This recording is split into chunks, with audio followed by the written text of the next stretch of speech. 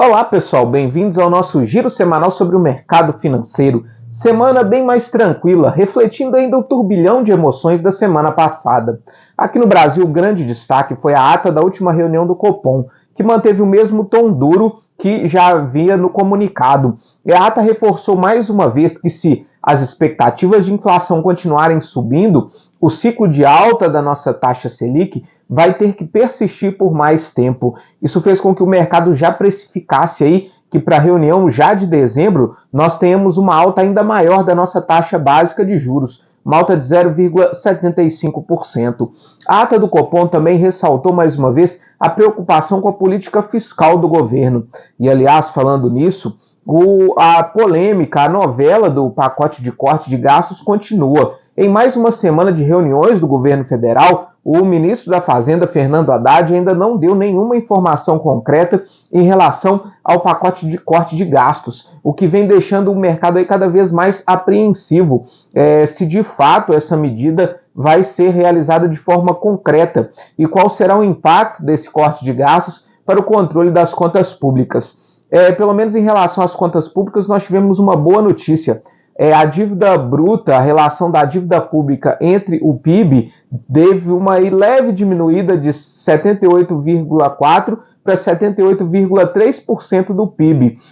O que mostra aí uma ligeira melhora nas contas públicas, mas ainda não é capaz de reverter a trajetória de alta da nossa dívida pública e que é a grande preocupação do mercado, que vem refletindo principalmente na cotação do preço do dólar. O dólar encerra mais uma semana em alta, subiu aí 1,03% essa semana e encerra cotado aos R$ 5,72. O dólar chegou a estar mais alto ao longo da semana, mas depois de uma intervenção do Banco Central no mercado de câmbio, ele acabou aí arrefecendo um pouco na sexta-feira. O Banco Central justificou que não foi por causa da alta do dólar, mas só fez essa venda de dólares aí no mercado para dar mais liquidez, nesse momento que as empresas começam a remeter os seus lucros para o exterior, às multinacionais.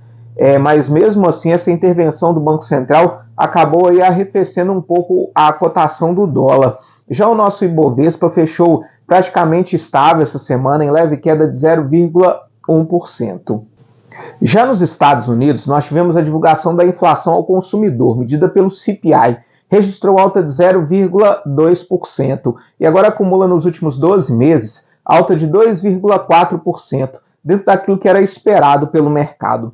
As bolsas de Nova York essa semana sofreram um ajuste em relação à forte alta da semana passada e principalmente uma realização de lucros e acabaram fechando em queda essa semana. O S&P 500 encerra em queda de 2,30%, a Nasdaq caiu 3,49% e o Dow Jones caiu 1,39%. Já na Europa, nós tivemos aí uma série de dados essa semana. Saiu o PIB do terceiro trimestre, que registrou alta de 0,4%. Já a produção industrial da zona do euro registrou uma queda de 2%. A grande preocupação da zona do euro, principalmente em relação ao crescimento da Alemanha, que é a principal economia da zona do euro e que não vem apresentando um bom desempenho ao longo do ano. Nós tivemos também a ata da última reunião do Banco Central da zona do euro e a ata trouxe aí uma certa cautela do Banco Central em relação ao ciclo de queda do corte de juros que a Europa vem fazendo ao longo das últimas reuniões. Diz que os próximos cortes eles vão ser realizados, mas com cautela e analisando aí os dados. Isso fez com que a Bolsa da Europa caísse essa semana. O Stoxx 600 encerra em queda de 1,15%.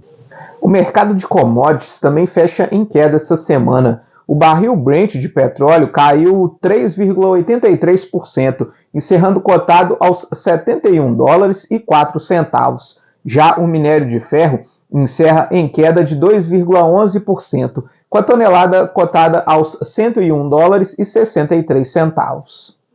Nos Estados Unidos, começa a ganhar corpo o novo governo de Donald Trump, já anunciando aí alguns nomes que farão parte desse novo mandato. Destaque para a presença de Elon Musk, o bilionário aí que já vinha sendo cotado para fazer parte do governo, agora foi anunciado oficialmente. Uma das principais funções de Elon Musk é dar mais eficiência ao governo dos Estados Unidos.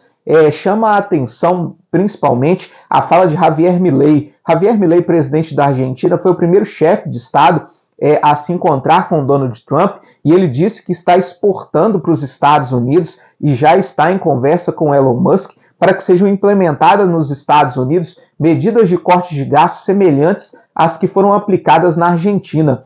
O plano econômico de Javier Milei ficou aí conhecido como Plano Motosserra, devido ao corte bem radical de gastos que ele aplicou na máquina pública argentina. Segundo Javier Milei, o grande problema da Argentina que gerou essa forte crise inflacionária é o descontrole dos gastos públicos. Por isso ele implementou aí um corte de gastos bem radical. Aliás, pelo 10º mês seguido, o governo de Javier Milei anunciou aí superávit das contas públicas. No mês de outubro, o superávit foi de 746,9 bilhões de pesos argentinos. Nos últimos meses, as expectativas de inflação da Argentina vêm caindo sistematicamente. Resta saber se esse corte radical de gastos também vai ser aplicado nos Estados Unidos e quais serão aí as novas ideias aplicadas pelo novo governo dos Estados Unidos e se de fato aí ele vai usar ideias semelhantes como as de Javier Milei. Aqui no Brasil, a nossa economia surpreendeu mais uma vez em relação aos números. O IBC-BR, que é o Índice de Atividade Econômica medido pelo Banco Central, considerado uma prévia do PIB, teve uma alta de 0,84%, acima daquilo que era esperado pelo mercado. Nós também tivemos a divulgação das vendas do varejo, que subiram 0,5%, e do volume de serviços, que teve alta de 1%. A expectativa de que nós tenhamos um ciclo mais duro de alta da taxa Selic acabou refletindo na renda fixa. Os juros futuros subiram essa semana. O DI para janeiro de 2025 teve uma leve alta de 0,03 pontos percentuais. Encerra a semana cotado a 11,42%. Já o DI para janeiro de 2026 teve alta de 0,17 pontos percentuais e encerra cotado a 13,23%. Enquanto isso, a carteira de títulos públicos acabou se desvalorizando ao longo da semana. O IMA geral encerra em queda de 0,13 pontos percentuais, enquanto isso, os pré-fixados caíram 0,11 pontos percentuais. Também dominou a discussão ao longo dessa semana aqui no Brasil a polêmica em relação à escala de trabalho 6x1.